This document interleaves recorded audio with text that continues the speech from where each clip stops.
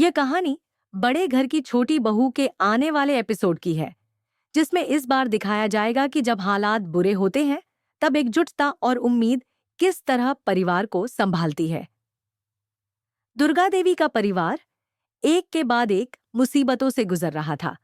मिली के घर लौटने के बाद जैसे सब कुछ उलझता चला गया था। खर्चे बढ़ गए थे, आमदनी बंद थी और घर के माहौल में चिंता का धुआं छा गया था।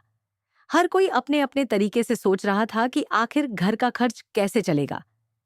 लेकिन तभी हमेशा की तरह उम्मीद की किरण बनकर आहाना सामने आती है।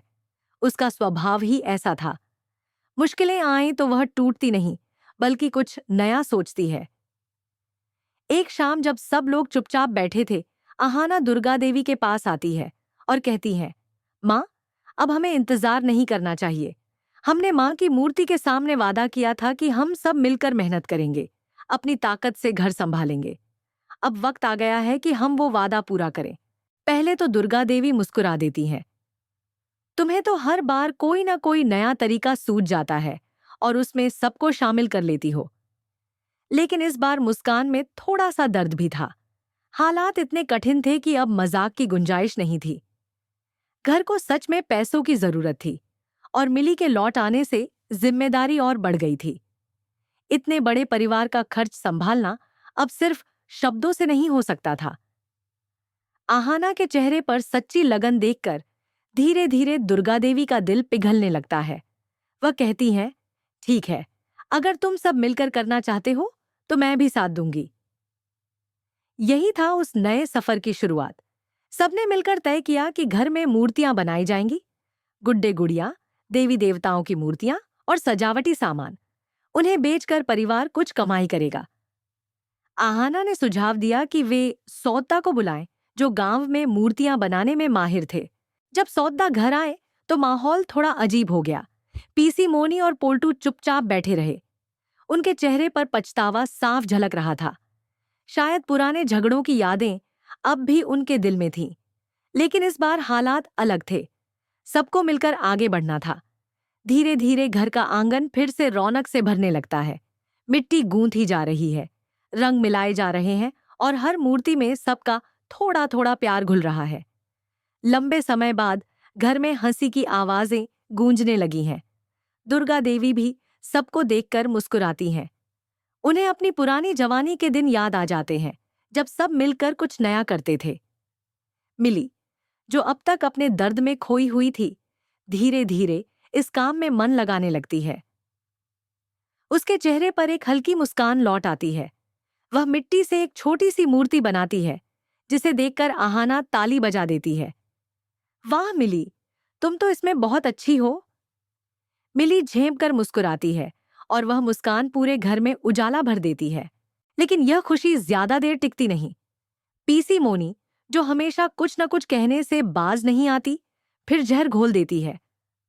अरे, इसके पति को गए अभी कुछ दिन ही हुए हैं और यह हंस रही है। शर्म नहीं आती इसे?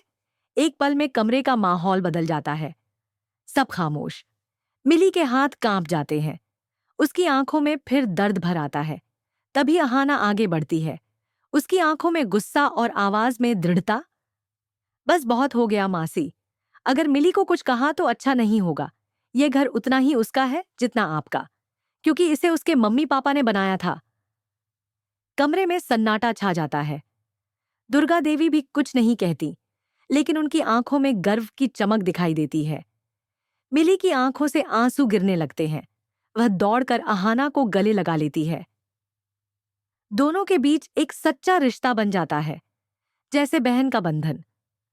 उस पल घर की दीवारों ने एक नया नाता बनते देखा।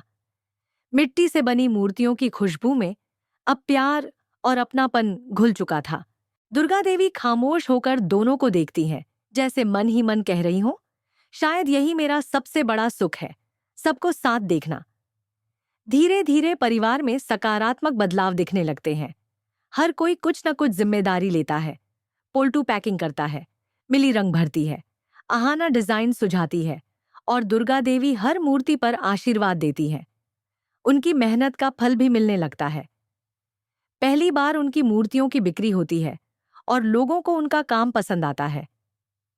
आहाना सबको कहती है, देखा माँ, अगर हम साथ रहें तो कोई भी मुश्किल बड़ी नहीं होती।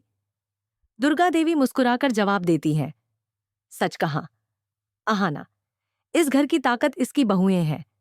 लेकिन कहानी यहीं खत्म नहीं होती। आने वाले एपिसोड में दिखाया जाएगा कि यह नया बिजनेस परिवार को कहां तक ले जाता है। क्या सच में ये सब लोग अपने पैरों पर खड़े हो पाएंगे? क्या दुर्गा देवी और मिली के बीच की दूरियां हमेशा के लिए मिट जाएंगी? एक बात तो तय है, इस एपिसोड ने दर्शकों का दिल जीत लिया है। आहाना जैसी बहू हर घर में होनी चाहिए, जो न सिर्फ अपने परिवार को जोड़ती है बल्कि हर टूटे दिल में उम्मीद जगाती है। अगर आप भी सहमत हैं तो लिखिए यस आहाना, क्योंकि सच बोलने और सही के लिए खड़े होने की हिम्मत हर किसी में नहीं होती। Proud of you Aahana. उसने फिर साबित कर दिया, असली बड़ी बहू वही होती है जो अपने दिल से परिवार को जोड़ कर रखे।